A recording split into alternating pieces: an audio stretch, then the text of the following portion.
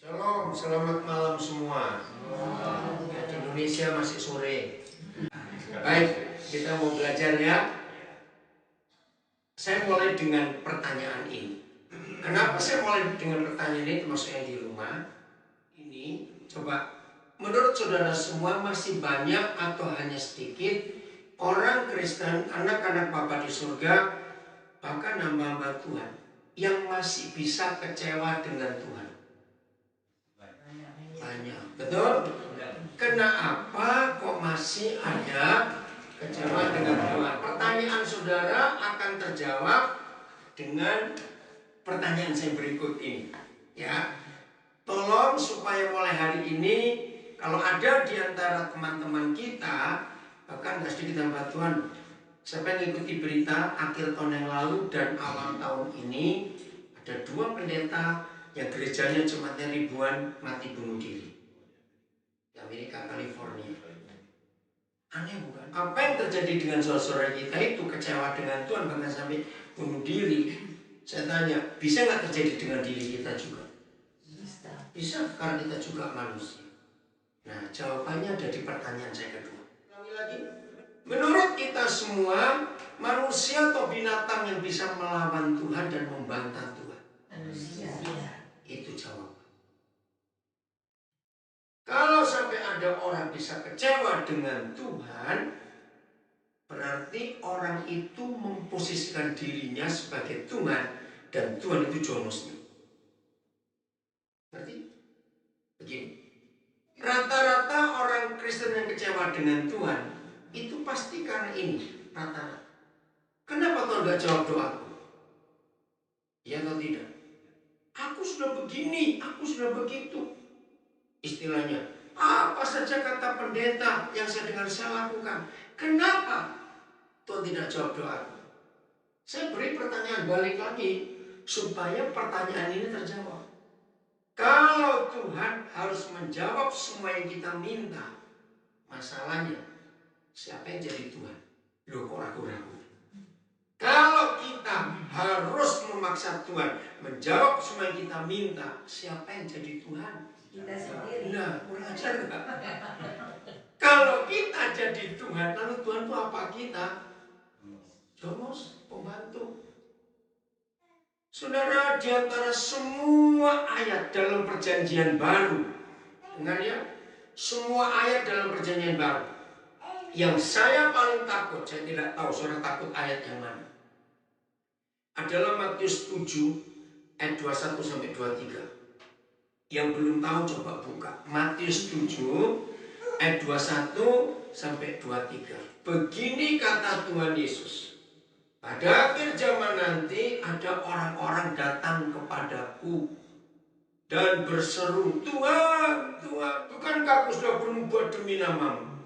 Aku mengusir setan demi namamu. Aku buat mujizat demi namamu. Pernah baca nggak ayat ini?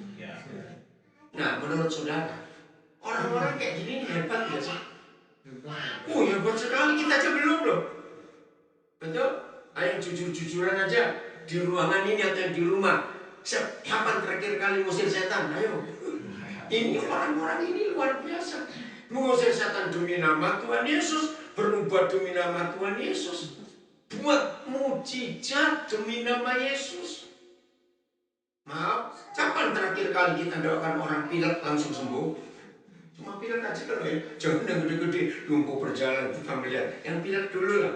Ngerti pertanyaan saya? Jawabannya paling lupa aku, padahal nggak pernah. Kita nggak lupa. Ngerti nggak istilah saya? Maaf ini ya. Tapi ini orang-orang yang disebutkan Tuhan Yesus ini hebat. Pada akhir zaman ada orang-orang datang kepadaku, Tuhan, Tuhan, kami sudah buat mujizat demi namamu, mengusir setan demi namamu, berubah demi namamu. Saudara tahu jawaban Tuhan Yesus? Aku nggak kenal kamu. Saudara harus takut. Loh, sudah mengusir setan demi nama Tuhan Yesus, berubah demi nama Tuhan Yesus. Kok nggak kenal tuh? Kok nggak dikenal Tuhan? Itu masih lumayan kalau nggak kenal. Tapi lihat kata yang dipakai, bukan pergilah kamu, hanyalah kamu. Saya nggak tahu bahasa Inggrisnya apa ya. Beda loh daripada sekedar mengusir. Nyala kamu, betul? Saudara tahu nggak kata nyala dalam bahasa Indonesia itu hanya untuk mengusir anjing? Betul tidak?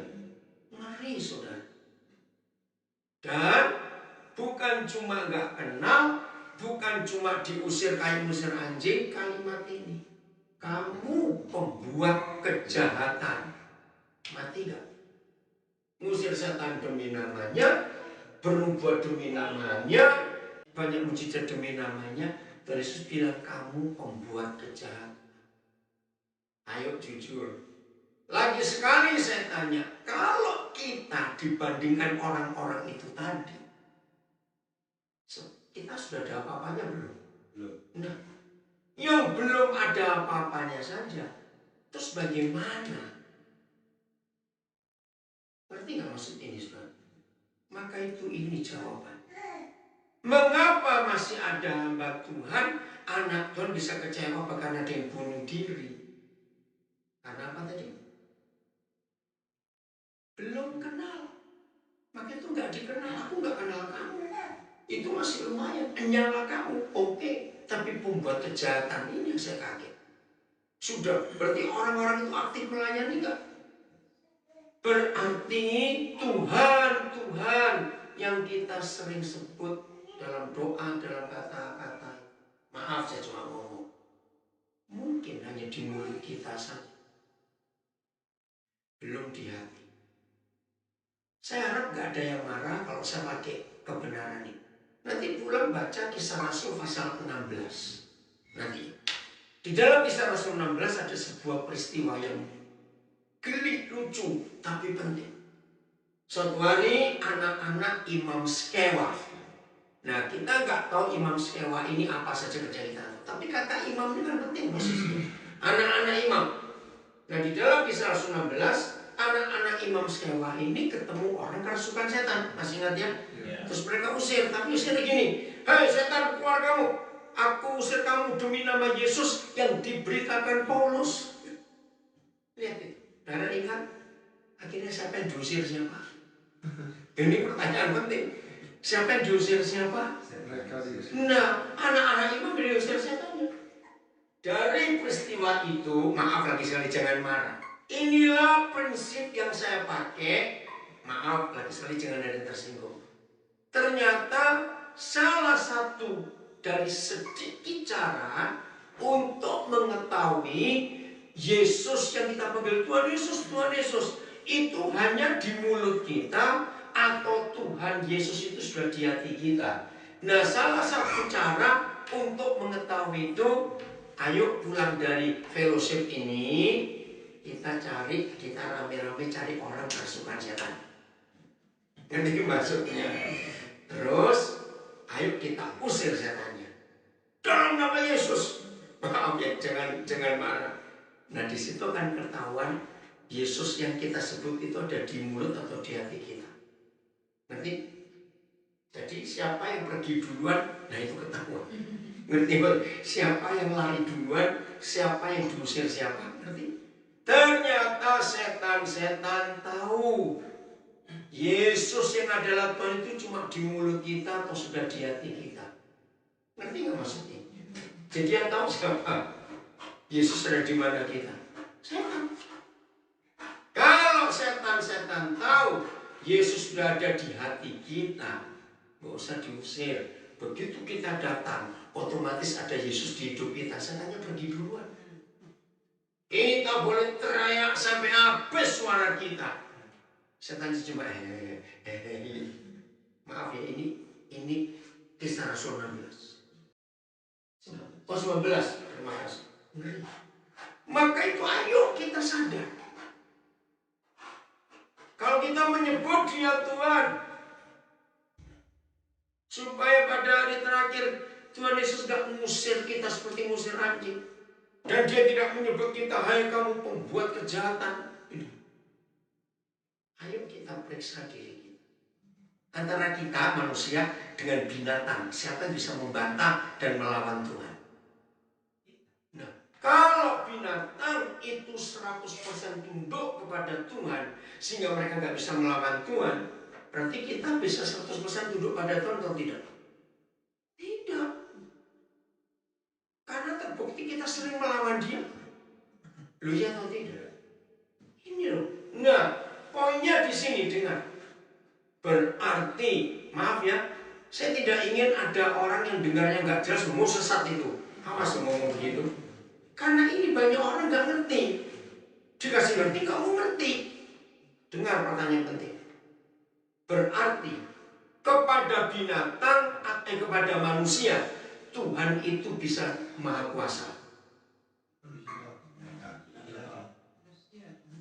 Nah, jawabannya ada dua. Yang menjawab Tuhan berkuasa, maha kuasa pada manusia, jawaban suara salah. Dia, Tuhan, ternyata tidak bermaha kuasa atas kita. Karena kita bisa melawan dia. Ada free will. Contoh. Waktu larangan Tuhan kepada Adam dan Hawa. Simpel nggak larangannya? Ya, semua ini boleh kamu makan. Cuma yang satu dulu jangan. Kalau dipikir, simpel nggak sih larangan itu? Loh, simpel nggak, sederhana nggak? Simpel sekali. Tapi ketika Hawa ambil, kalau Tuhan maha kuasa kepada Hawa, dan Tuhan tahu akibatnya, kalau Tuhan model saya, begitu tangan Hawa sudah mau menyentuh buah itu, langsung saya stroke atau mati. Loh, betul nggak? Ngerti nggak? Loh, iya atau tidak? Itu Tuhan maha kuasa kepada manusia. Tuhan nggak harus. Pernah nggak kita berpikir? Saya dulu berpikir, Tuhan, daripada gara-gara dua orang, sekian miliar manusia rusak. Loh, betul nggak? Kan cuma gara-gara dua orang. Saya mikir, kalau hanya karena gara-gara dua orang yang hidup sekarang 7 miliar ton, yang sudah mati berapa miliar lagi, yang akan lahir lagi setelah ini berapa miliar lagi. Saya mikir gini, kenapa Tuhan nggak mau bunuh dua orang ini terus buat lagi? Itu saya nggak tahu. Saudara pernah mikir gitu nggak dengan Bapa di surga? Saya itu mikir. Daripada semua sengsara gara-gara dua orang, lu ya atau tidak, coba mikir. Suatu hari waktu Tuhan jawab, saya nangis. Lama. Saya mikir itu lama, baru ketemu jawab. Binatang itu ciptaan, manusia ini anak, bukan ciptaan. Ini yang kita harus tahu. Ini pertanyaan penting ya. Manusia atau binatang yang bisa melawan dan membantah Tuhan. Dengar ya, agama itu membuat Tuhan jadi enggak benar. Maaf. Karena agama begitu ada apa-apa yang jelek pun, ini kehendak Tuhan. Belum tentu. Maka itu karena manusia yang bisa melawan dan membantah Tuhan, bukan binatang. Berarti Tuhan tidak maha kuasa terhadap manusia. Nah, contohnya Hawa tadi. Buat Tuhan sangat mudah nggak ketika tangan Hawa sudah dekat dua itu dibuat kaku, rematik atau stroke? Coba jawab, gampang atau susah? Gampang sekali. Kenapa Tuhan tidak mau? Yaitu tadi, karena Tuhan kita ini anaknya, bukan ciptaan. Tadi pagi ketemu suami istri sudah menikah 5 tahun. Nah, ternyata istrinya punya masalah. Dokter bilang, nah ini harus dioperasi. Pertanyaannya, nah apakah kalau sudah dioperasi bisa punya anak? Ya paling cuma 5%. Ya ngapain ngomong kan aneh. Akhirnya mereka nggak mau menanti Tuhan. Mau puji Tuhan. Nah, ini contoh saja. Siapa yang mau dapat anak tapi kayak robot? Semuanya diprogram baru dia jalan. Ngerti nggak pertanyaan saya ini? Ada yang mau nggak dapat anak kayak begitu? Nggak lucu, betul. Nah, kalau Tuhan kita anggap maha kuasa untuk hidup kita, berarti dia ciptakan kita seperti robot, cuma diprogram saja. Ngerti maksud ini? Loh, ini penting, ya atau tidak? Nah, maka itu di dalam doa-doa kita tidak boleh semua doa kita harus Tuhan jawab.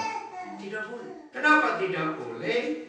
Karena Tuhan itu ingin kerjasama dengan kita. Suka nggak punya anak? Nurutnya itu 100%. Gini iya, gitu iya. Semuanya Suka nggak punya anak kayak begitu? Enggak seru. Anak-anak kita harus bisa argumentasi, bisa diskusi, betul nggak? Memberi pendapat.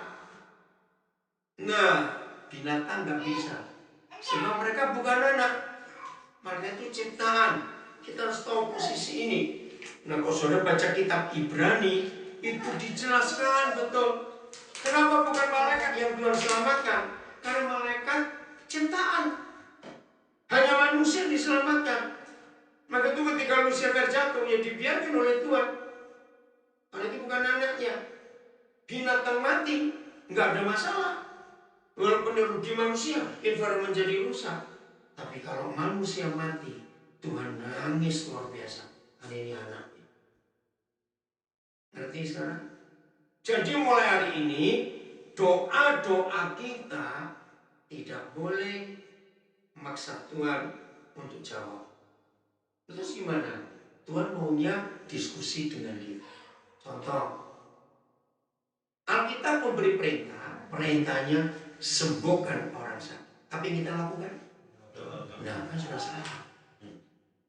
Kenapa perintahnya sembuhkan orang sakit kita doakan? Itu konsep agama. Lu gimana caranya menyembuhkan orang sakit? Aku bukan dokter. Kita diskusi dengan Papa. Ketika kita dengar ada saudara kita sakit, kita diskusi dulu. Papa, kenapa dia sakit? Nanti Papa beritahu kita. Nah, itu diskusi. Oh ya, karena ini penyebabnya. Terus aku harus apa? Nanti Roh Kudus tunjukkan. Selama ini kita enggak. Begitu ketemu orang sakit, memanggilkan dalam Yesus, penyakit kamu pergi. Ya enggak pergi-pergi. Karena penyebab sakitnya kita enggak tahu. Nah, padahal medis dan Alkitab sama. Lihat kalau kita ke dokter, begitu datang, pertanyaan pertama apa? Dompetmu isi berapa? Dokter ngawur itu. Pertanyaan pertama, pola makan. Ya atau tidak? Karena 80% orang itu sakit, tapi di zaman ini itu pasti karena mulutnya rakus, itu aja semua. Nah, Alkitab kan sudah nulis apa-apa yang boleh dimakan dan apa-apa nggak boleh dimakan. Cuma masalahnya semua yang Papa larang makan itu yang enak-enak. Ini masalahnya. Jawab iya atau tidak? Nah, maksudnya supaya kita punya penguasaan diri. Jadi kalau ada orang sakit, begitu cara kita menyembuhkan. Kita diskusi. Sama. Ayo kita doakan keluarga A mau cerai. Langsung secara agama dalam nama Yesus, roh perceraian, aku usir kamu. Bukan, itu salah. Terus yang lebih halus ini, Tuhan tolong keluarga A supaya jangan cerai itu. Salah atau benar doa seperti itu? Salah. Lu kenapa salah? Dari dulu Tuhan sudah gak suka orang cerai, bahkan dia benci. Masih ingat Malaki 2:16, sebab aku Yahweh Tuhan Israel membenci perceraian. Ngapain Tuhan dilapori lagi tentang orang cerai supaya jangan cerai? Oh, dia gak suka dari dulu. Terus gimana caranya? Caranya kita datangi saudara kita itu, sambil kita di rumah berdoa dulu. Apa berikan aku hikmat? Kira-kira apa penyebabnya? Nah, waktu kita datang ketemu mereka berdua, harus suami istri. Kalau nyala boleh hanya satu aja. Betul? Karena dalam pernikahan kalau satu salah, dua-dua pasti salah. Kalau satu benar, dua-dua pasti benar.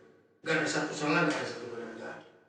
Izinkan saya mengatakan kalimat ini dan jangan ada yang tersinggung. Antara suami dan istri lebih banyak suami atau istri yang selingkuh? Fakta. Suami. Maaf. Bukan karena saya suami itu saya bela diri, tidak. Sejahat-jahatnya seorang suami, mungkin nggak ada andil istrinya dalam kasus ini? Maaf saya minta. Nah, ada. Ini yang kita nggak pernah tahu. Maka itu kalau sampai kita dengar ada keluarga A mau cerai, jangan doa menurut Tuhan supaya nggak cerai. Itu doa yang salah. Kita diskusi dengan Papa, ya. Lalu Papa kan tunjukkan ini loh sebabnya, ini sebab. Nah, kita datang, kita bacakan ayat-ayat firman, fungsi suami itu apa, fungsi istri itu apa. Terus kita tanya, mana yang mereka langgar? Nah, terus kita bimbing, baru benar cara itu. Contoh lagi. kita doakan anak-anak kita, khususnya yang nakal, yang macam-macam, sering nggak kita doakan? Nah, itu salah juga. Lu kok salah lagi? Terus Tuhan suruh apa? Suruh merubah anak itu? Nggak bisa. Karena sejak masih dalam kandungan, Tuhan sudah percayakan anak itu kepada kita. Jadi itu tanggung jawab kita. Maaf, jangan tersinggung dulu. Disinilah letaknya kehebatan Tuhan, bahwa Dia tidak ciptakan robot. Katakan amin. Dia lahirkan manusia yang bisa berargumen, bisa diskusi. Coba jujur, buka Yesaya 48 ayat 17 sampai 19. Jadi mulai hari ini untuk apa saja jangan salahkan Tuhan. Ekonomi berantakan, jangan. Yesaya 48. Ya. Ada utang, ayo kita doakan supaya utangnya lunas. Ngawur itu saudara. Kalau utang bisa didoakan terus lunas, ayo kita utang bareng-bareng yuk. Itu kurang ajar betul. Yang pakai duit kita kok suruh bayar. Oh, sama kempeleng pendetanya begitu. Ini berapa hari ini di Indonesia lagi viral. Iya, garam, surat utang, surat apa, suruh ngumpulin terus duit pendeta ngawur. Aduh, lebih baik cepat mati pendeta kayak begini. Karena merusak nama Tuhan betul-betul. Tolong ya, yang viral itu sampaikan pada pendeta itu. Enak aja garam. Kita ke meja, saya juga lihat orang aja. Udah Yesaya 48, sampaikan cepat mati lebih baik daripada merusak pekerjaan Tuhan. Itu kan jahat sekali. Setuju nggak saya ngomong ini? Itu kurang ajar betul. Masa kita yang punya utang Tuhan suruh bayar? Apa? Pakai garam enggak gimana? Udah Yesaya 48 17 sampai 19. Tolong perhatikan, inilah firman untuk semua orang tua yang punya masalah dengan anak-anak bertobat. Bukan anaknya bertobat, tapi orang tuanya. Ini firman Tuhan. Udah baca sama-sama ayat 17. 1, 2, 3. Beginilah firman Yahweh Tuhan Israel. Terus yang kudus-kudusnya. Nah, ya. Akulah Tuhan Allahmu yang mengajar engkau tentang apa yang memberi faedah. Stop dulu. Ada banyak hal kita tahu tentang Bapa kita. Dia itu gembala yang baik, nggak ragu-ragu betul. Dia penjunan, betul. Dia penyembuh, dia penolong, dia pembuat mujizat, dia pokok anggur yang benar. Wow, banyak lagi, betul. Tapi hari ini kita tahu ada dua hal lagi dari Bapa kita. Satu, Dialah, akulah Yahweh Tuhanmu yang mengajar kamu tentang apa yang memberi faedah. Yang kedua, dan menuntun kamu di jalan yang harus kau tempuh. Catat. Satu, dia mengajar. Maaf, bahasa Indonesia tepat sekali. Kalau kita nggak mau diajar, ya kurang ajar gitu aja. Loh kok nggak dengar? Selama kita nggak mau dengar ajaran Bapak kita orang kurang ajar. Nah, ini kekurangan ajaran kita baru sebut tadi. Doa nggak dijawab, marah-marah. Lalu siapa yang jadi Tuhan kalau begitu? Jalan tersesat nyalakan Tuhan. Padahal Tuhan sudah nuntun, kita yang bantah.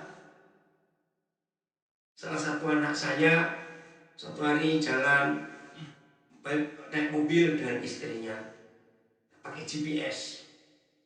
Nah, tiap kali belok kiri, anak sini melawan terus.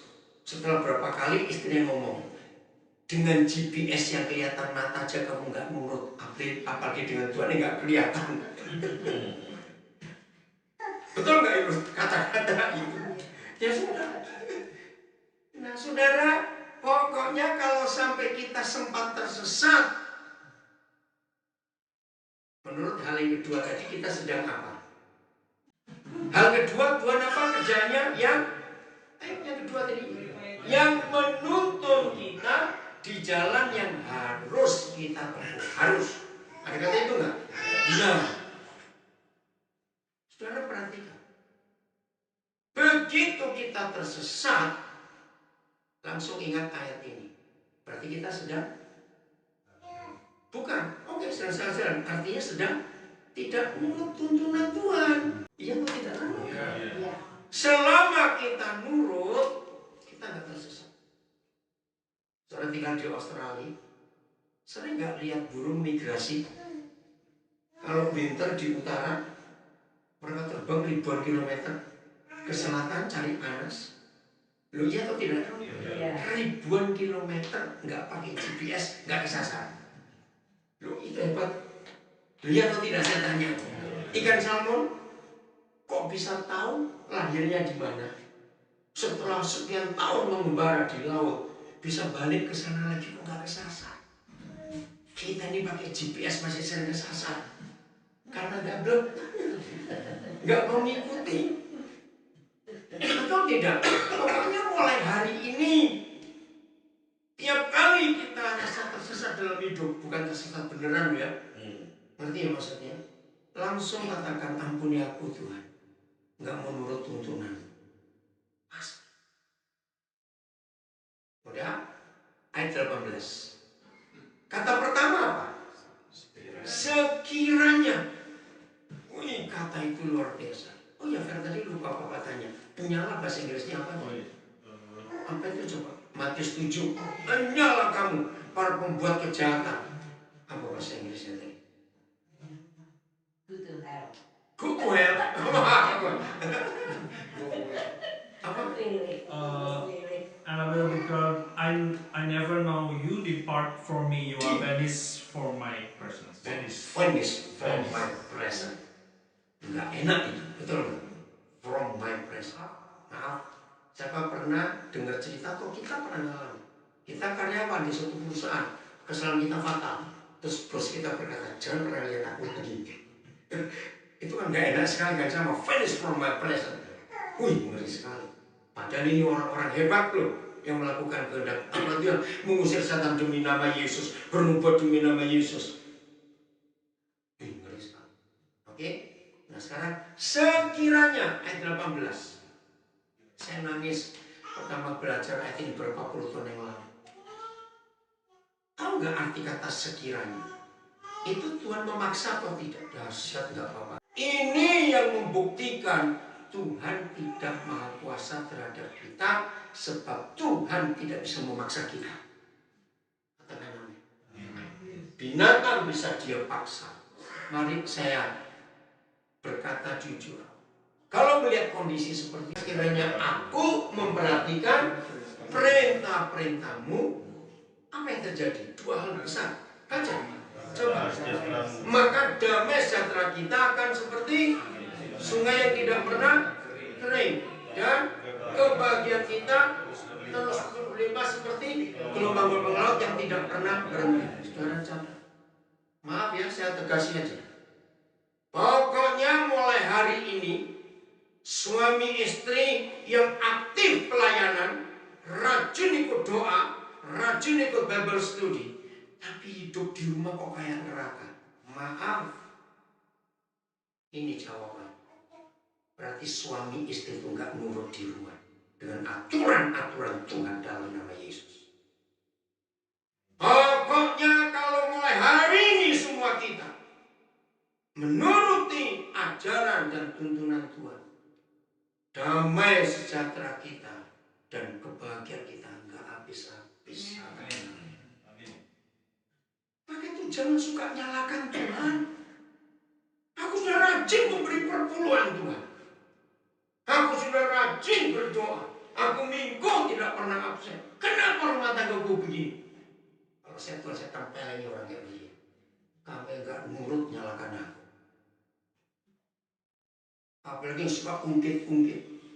Tuhan ingat tuh, kalau nggak ada om aku gereja ini nggak jadi. Maksudmu apa? Ada nggak yang pernah ngomong seperti itu? Sombong betul. Itulah model kekristenan yang Tuhan yang bisa disuap. Tuhan kita bisa disuap nggak? Sama sekali. Maka itu jangan nyuap Tuhan dengan uang kita, aktivitas kita. Jangan. Awas, kita harus sadar. Setelah kita mau menuruti perintahnya dan aturannya, lihat ayat 19. Impact-nya, dampak. Tolong ini penting. Semua buka Alkitab. Tolong, buka Alkitab juga. Ini penting. Semuanya saya minta. Ini penting, jangan main-main lagi. Yang di rumah juga. Lihat ayat 19. Siapa yang kena impact pertama? Keturunan kita. Ini firman Tuhan yang harus kita pegang. Maaf, siapa pernah bertanya, kok bisa ya anak pendeta narkoba? Kok bisa anak pendeta nggak milih anak orang? Maaf, pernah dengar nggak kasus seperti itu? Suruh baca ayat ini pendeta. Maaf, bukan saya ngomong. Lagi sekali saya beri contoh. Hidup sakit-sakitan, nyalakan Tuhan lagi. Pada mulutnya sendiri yang rakus. Rumah tangga kacau, berantakan, mau cerai lagi, nyalakan Tuhan. Tuhan kenapa doa enggak dijawab? Hidupnya nggak beres. Coba lihat Filipi 4:19, supaya yang orang punya ekonomi kacau rumah tangganya lihat ayatnya. Filipi 4:19. Apa yang Papa janjikan untuk dia penuhi? Baca, 1, 2, 3. Ya. Menurut kekayaan dan kemuliaannya dalam Kristus Yesus. Tuhanku akan memenuhi apa kita segala keperluan, bukan keinginan. Selama ini yang kita paksa untuk Tuhan penuhi keinginan kita. Beda nggak keinginan dengan keperluan? Beda jauh. Nah, ketika semua keinginan kita terpenuhi dengan kekuatan kita, ya jangan salahkan Tuhan kalau utangnya banyak. Betul? Lihat dua kata penting. Menurut kekayaannya. Nah, banyak pendeta hanya pakai kata yang pertama. Jadi jangan takut, saudara. Tuhan kita kaya. Betul, sampai bilang Tuhan gak kaya. Lihat atau tidak? Ya. Tapi kalau cuma pakai kekayaannya saja, lupa yang kedua, kekayaan dan apanya. Nah, ini yang kan dipakai. Kalau cuma untuk kekayaannya saja, dia memenuhi kita sesuai kekayaannya. Woi, luar biasa kita. Tapi akhirnya kita tidak memuliakan Tuhan. Katakan amin. Ada kata kemuliaan, kekayaan dan kemuliaan. Jangan lupa, harus dua ini. Saya beri contoh. Mungkin di Sydney, yang bersyukurlah. Dunia mengakui, bukan cuma Australia, dunia mengakui. Di Sydney ada orang Indonesia yang paling kaya. Saya mau sebut namanya, saudara pasti tahu. Orang dari Kalimantan Tengah sana. Kok saya lihat memang dia luar biasa. Maaf, saya cuma beri contoh. Sekaya-kayanya orang kaya. Apakah semua keinginan anaknya dipenuhi? Jawab. Enggak dong. Kalau itu tidak memuliakan orang tuanya, malah mencelakakan. Walaupun orang tuanya kaya, dikasih enggak? Dijawab coba dong, pura-pura kaya sebentar lah. Nggak bisa susah bener ah. Ayo, pura-pura kita jadi orang kaya semua. Walaupun kita punya semua, apakah keinginan anak kita akan kita penuhi semua? Apalagi kalau tahu ini mencelakakan kita dan mencelakakan mereka, nggak akan kita beri. Maka itu tolong para pendeta yang khotbah ngawur ayat ini. Yang Tuhan penuhi segala keperluan kita sesuai dengan kekayaannya dan kemuliaannya. Sebab Papa tidak mau kita hambur-hamburkan kekayaan hanya untuk memenuhi keinginan kita. Tapi heran, masih ada yang berani. Ingat berapa minggu yang lalu viral pendeta Afrika menghidupkan orang mati dalam peti mati? Kan orang ajar tadi itu penipuan. Kok berani itu loh contohnya? Lihat, maaf. Nah itu kita harus tahu. Jadi mulai hari ini, maafkan saya. Pokoknya kalau kita mulai ungkit-ungkit Tuhan, kenapa dia begini, kenapa dia begitu? Stop. Setuju saya ngomong ini? Periksa diri kita dulu. Periksa. Sudah benar belum kelakuan ini? Sederhana kok.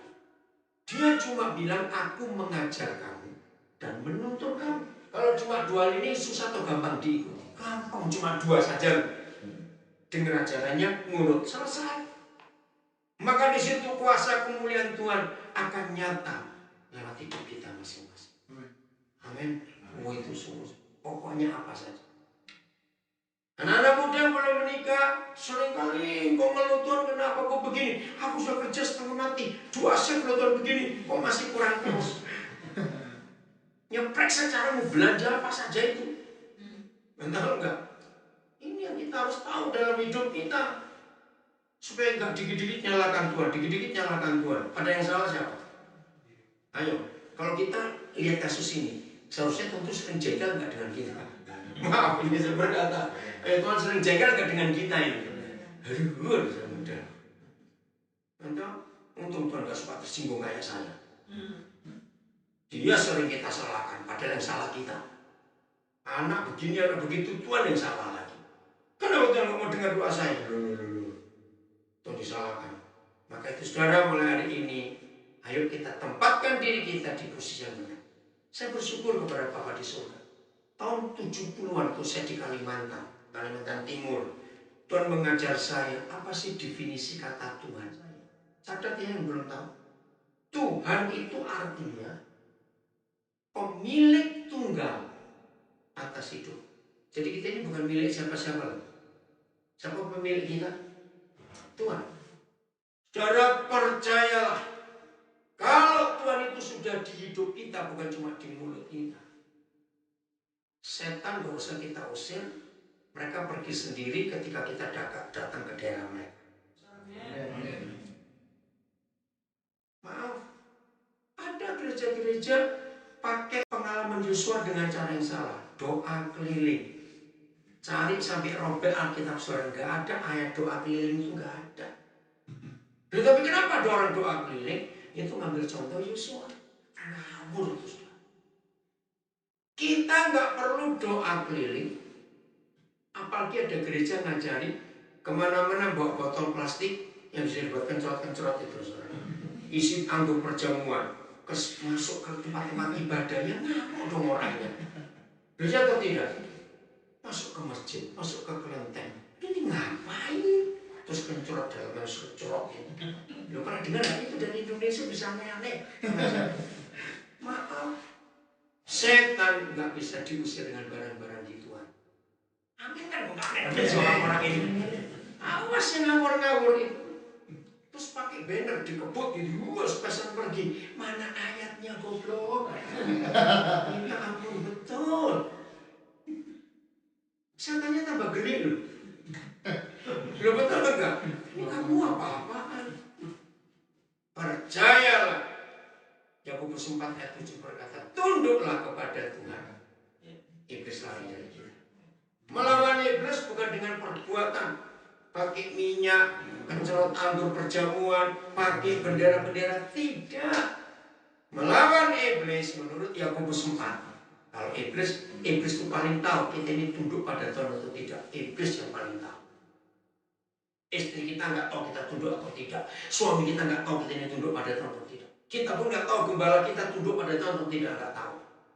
Begitulah pendeta kita nggak tahu jemaatnya tunduk pada Tuhan atau tidak. Setuju? Yang tahu cuma Tuhan dan setan. Hebatnya. Begitu setan tahu di hidup kita ada penundukan diri kepada otoritas Tuhan, mereka pergi sendiri, nggak usah kita usir. Amin. Ini kebenaran yang luar biasa. Maka itu yang hobinya suka mengusir setan. Setannya kamu sendiri dah. Gitu aja. Maaf. Lu kok nggak amin?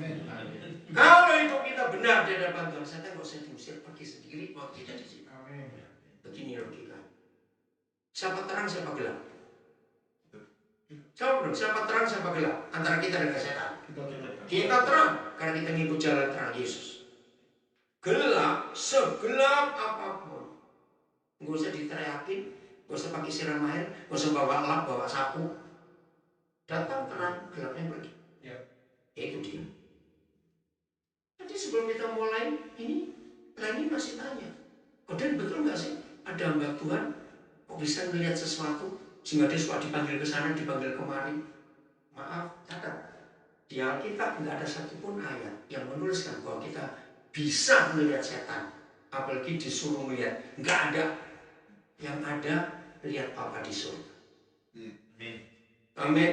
Lihat Tuhan, bukan lihat Anda. Jangan percaya kalau ada hamba Tuhan berkata, saudara saya punya karunia untuk bisa lihat setan itu ada di mana. Istilah setan dukun. Iya, terus dipanggil ke rumah, tolong cek rumah ini ada apanya. Ngawur, ngawur. Begitu catat. Boleh rumah kita pakai gambar Yesus banyak-banyak. Belum tentu Yesusnya ada di sini. Belum betul tidak? Belum tentu. Harus ada di hidup kita. Jadi mulai hari ini harus berubah konsep kita.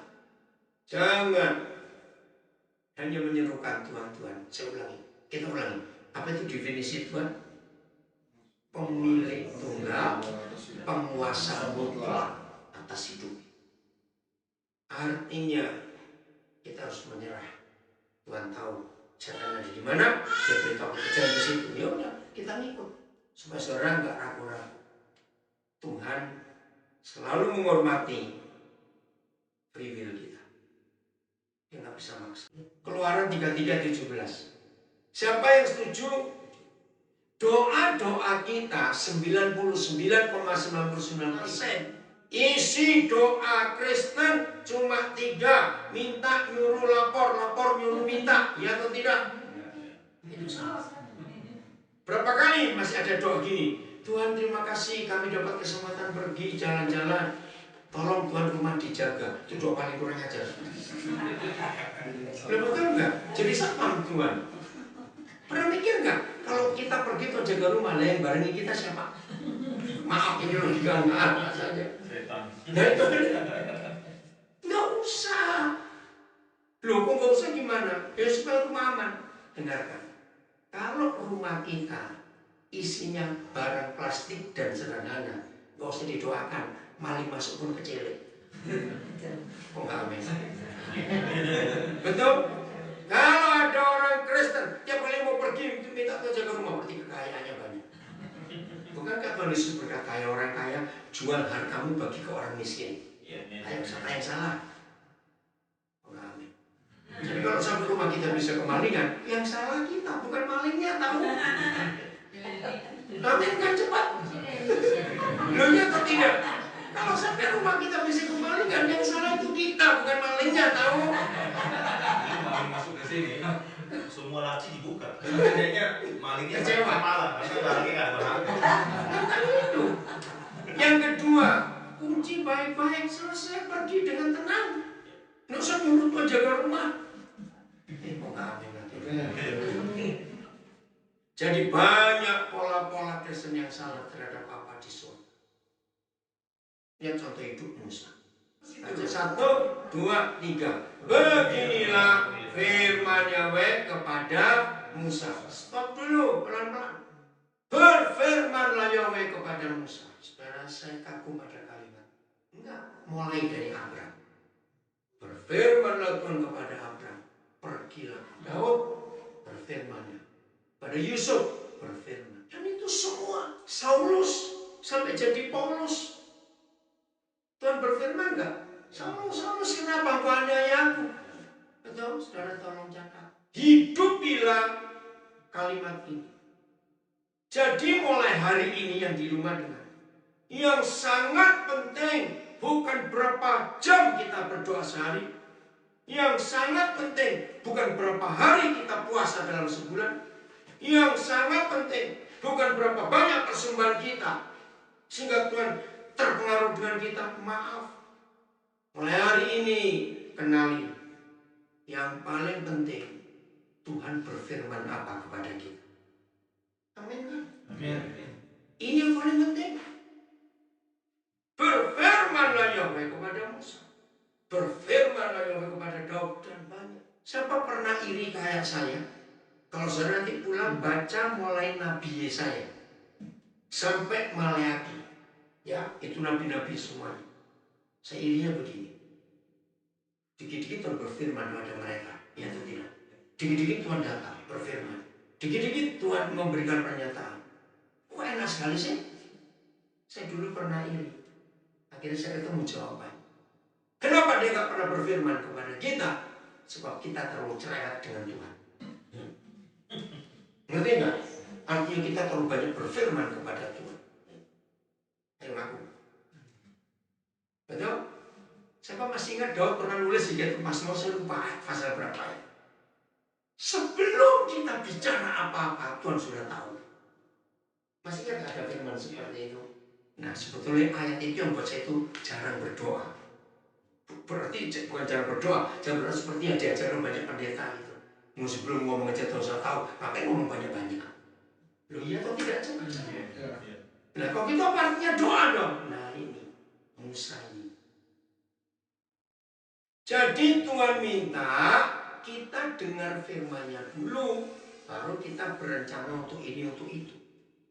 Sering nggak kita buat rencana dulu, terus minta persetujuan Tuhan? Nah, kurang ajar itu aja sudah. Berarti yang kita kerjakan bukan rencana Tuhan. Rencana siapa? Rencana kita. Kita paksa Tuhan semua menyetujui, enak saja. Benar kan? Ini penting untuk kita tahu. Jelas ya, mulai hari ini. Gini loh, ilustrasi gini loh. Kita kan sering ngomong, wah Tuhan gini kan, Tuhan tolong, Tuhan awas, macam-macam. Dalam nama Yesus, amin. Giliran Tuhan mau ngomong, dia cari kita sudah nggak ada. Ini anak pergi kemana tadi? Nanti nggak ilustrasi tadi. Kenapa Tuhan cari kita nggak ada? Begitu amin kita pergi sudah. Padahal dia itu mau ngomong, dia mau jawab doa kita. Oke, baca. Berfirmanlah Yahweh kepada Musa. Sudah, terus juga hal yang telah kau katakan ini akan kulakukan. Wih, keren kalau saya beri pertanyaan ini. Setelah saudara baca Keluaran 33:17, ini pertanyaannya.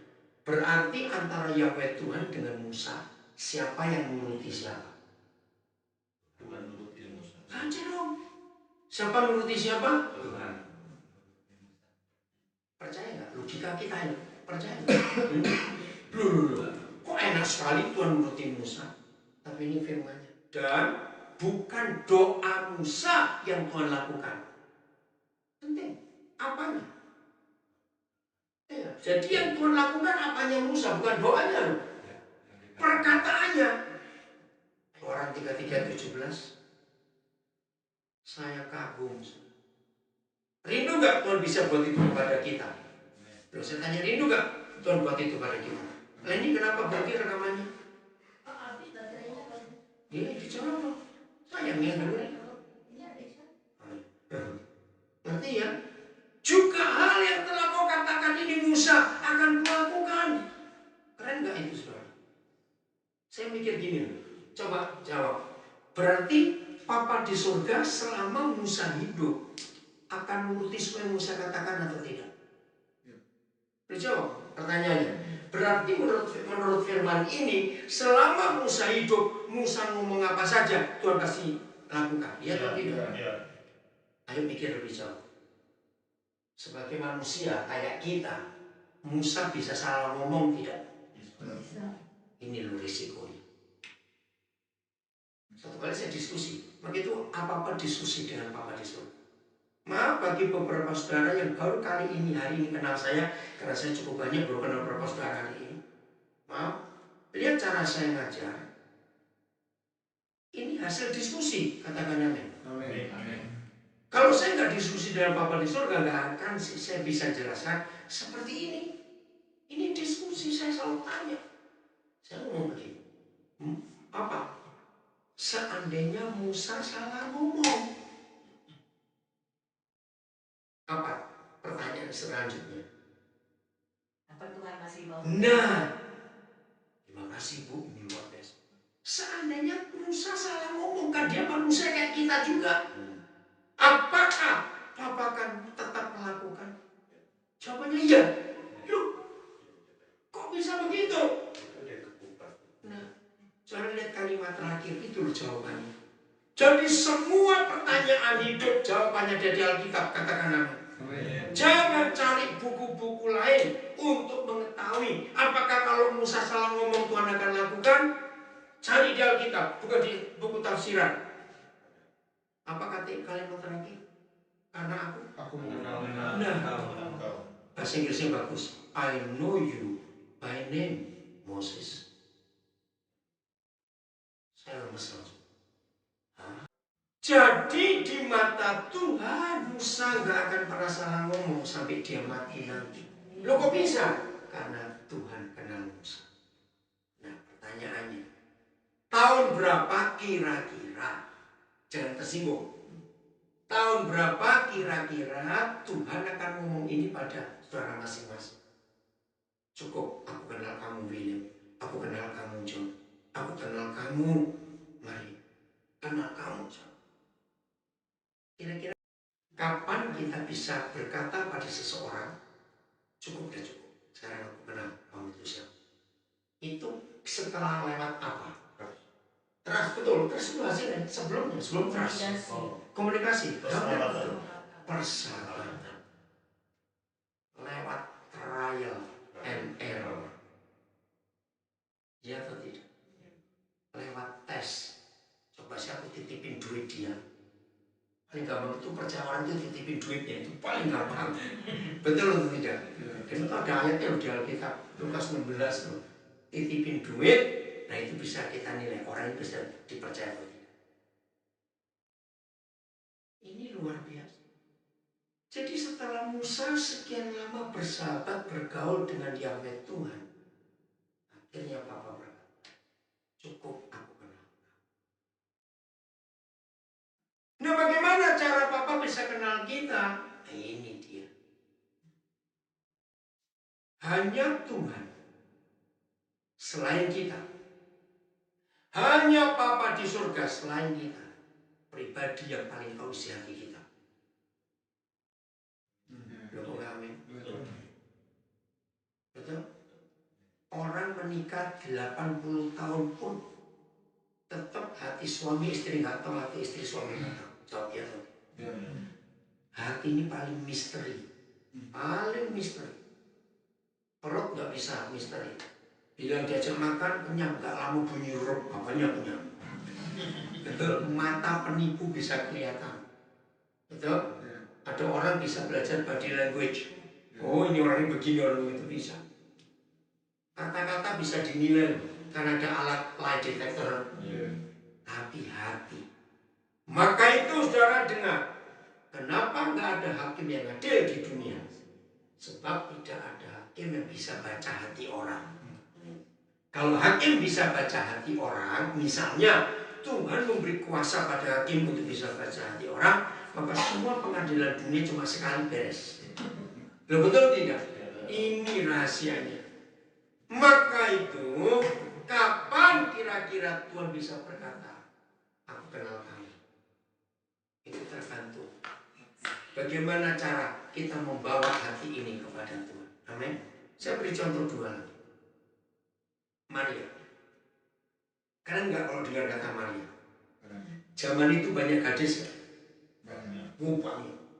Bayangkan kalau Papa nggak bilang gini, Gabriel, kamu turun ke dunia cari gadis yang mau hamil sebelum nikah. Nggak nyebut nama, nggak nyebut nasaret. Kira-kira Gabriel perlu berapa tahun itu? Turun, ini gadis-gadis apa mau hamil sebelum nikah? Ada yang mau pulang, besok kali lagi. Berapa tahun kira-kira? Ngerti ilustrasi ini, saudara? Kenapa surga langsung cek Maria? Karena surga, Papa sudah baca yang paling nurut gadis itu. Nah itu Lukas 1:38. Setelah Maria mendengar penjelasan Gabriel, ini kalimat yang belum tahu boleh dibaca. Lukas 1:38. Jadilah padaku seperti yang kau katakan, karena aku ini hamba Tuhan. Kalau saya baca ayat itu, saya itu luar biasa. Nah ayat 37 itu ayat pendek. Maaf, yang sampai hari ini masih banyak pendeta ngawur kotak ayat itu salah. Apa Lukas 1:37? Begini kata Gabriel. Sebab Maria, bagi Tuhan tidak ada yang mustahil. Nah tapi ada pendeta khotbah, saudara percaya, kalau saudara gak punya uang, tapi pengen punya rumah, begitu ada yang mustahil, ngawur itu. Konteksnya salah. Konteksnya salah. Lukas 1:37. Saudara percaya, anak saudara pasti lulus, masuk ke New South Wales. Loh, Tuhan gak ngomong apa-apa. Maaf. Sebab bagi Tuhan gak ada yang mustahil. Itu artinya, semua kita kalau jadi Maria, mustahil gak bisa hamil tanpa kawin. Amuba kan? Ngerti maksudnya? Lu bisa tidak? Gak bisa. Tapi begitu gak ada yang mustahil. Artinya, firman itu model-model kayak kita begini, mirip Yesus saja pret gitu loh. Maaf. Tapi kalau kita percaya nggak ada yang mustahil bagi Tuhan, lewat hidup kita yang bengkok-bengkok begini, asal hidup kita mau nurut, Yesus akan nyata lewat hidup. Itu konteks yang betul. Awas, Lukas 1:37 dipakai untuk yang enggak. Itu Maria. Kedua Abraham. sependeta-pendetanya seorang pendeta. Berarti pendeta apa? Kita luar biasa. Pendeta luar biasa. Kalau Tuhan bicara, anakku, besok kamu ke airport Sydney, bawa keluargamu. Kemana Tuhan? Jangan tanya, ke Sydney airport dulu. Ayo pendeta ini langsung berangkat tuh, cari dulu konfirmasi, puasa dulu, cepat jawab, ayo. Betul nggak? Manusia loh. Ya atau tidak? Manusia. Saya tanya, waktu yang Tuhan bicara pada Abram di Kejadian 12, pergi kamu, tinggalkan rumah orang tuamu, tinggalkan negerimu, tinggalkan sanak saudaramu. Abram kenal nggak yang ngajak ngomong ini siapa? Gila nggak ini? Ada orang kenal kita baik, nyuruh kita pergi, tapi nggak kasih tahu suruh kemana. Mikir nggak? Saya tanya. Kita kenal baik loh orang itu, terus dia nyuruh kita pergi, tapi nggak tahu suruh kemana, pokoknya ke airport dulu. Jawab loh, saudara cepetan. Mikir dong. Nah, maka itu ketika Papa ketemu Abram dan mau, saya ini istilah saya, yang kaget Tuhan, lu mau jawab, lu nggak kenal, belum betul? Ini yang kita harus tahu konsep ini. Saudara, ayo mulai hari ini kita belajar. Maka itu saya katakan, Tuhan akan berkata kepada kita, aku kenal kamu. Ketika ada error and trial terjadi di hidup kita dari Tuhan. Katakan amin. Ada banyak tes, ada banyak ujian. Suatu hari nanti pasti Papa akan bicara kepada kita masing-masing. Cukup iksan aku kenal. Tuhan bisa kita pengaruhi enggak? Itu kedaulatan. Maka itu kondisikan hati kita sedemikian rupa. Saya betul-betul mikir. Juga hal yang telah kau katakan ini Musa akan kulakukan. Nggak perlu doa, ngomong saja kok. Amin. Nah, tidak. Coba keluarkan dua kata pendek, juga hal. Itu dahsyat tuh artinya. Ayo, saya nggak tahu bahasa Inggris. Juga hal. Itu artinya apa? Kalau ada kalimat dan didahului dengan kata juga, awas loh, yang sudah lama di sini Inggris nggak pintar, Indonesia lupa. Awas. Kenapa? Adik kok tertawa? Ayo apa itu? Juga hal itu penting. Oh. Kenapa? Also, iya. Artinya apa? Ayo betul, nggak usah ragu-ragu. Bukan satu. Bukan satu, ada hal lain lagi. Sebelumnya dan sesudahnya. Itu bocah yang nangis. Jadi nggak cuma sekali itu, Papa akan nuruti. Seterusnya. Amin. Mau berubah mulai hari ini. Mau berubah mulai hari ini. Lewat hidup kita, kondisikan diri. Maka itu, kenapa Tuhan paling benci orang munafik? Dia lebih mudah, lebih bisa kumpul orang berdosa. Tanpa orang munafik, enak dia. Kenapa? Karena dia tahu isi hati kita. Kita bohongin dia. Tahu tidak? Nah, itu. Ayo saudara pulang dari sini, semua hidup kita berubah. Jangan menyuap Tuhan dengan aktivitas kita. Jaga. Begitu di Alkitab tidak ada hal lain yang Tuhan minta kecuali jaga. Guard your heart above all things. Jaga hatimu daripada segala hal harus dijaga. Karena dari situ terpancar kehidupan. Kiranya Roh Kudus menolong kita untuk kita jadi pelaku firman yang benar kepada Dia. Amin. Mari kita mengambil.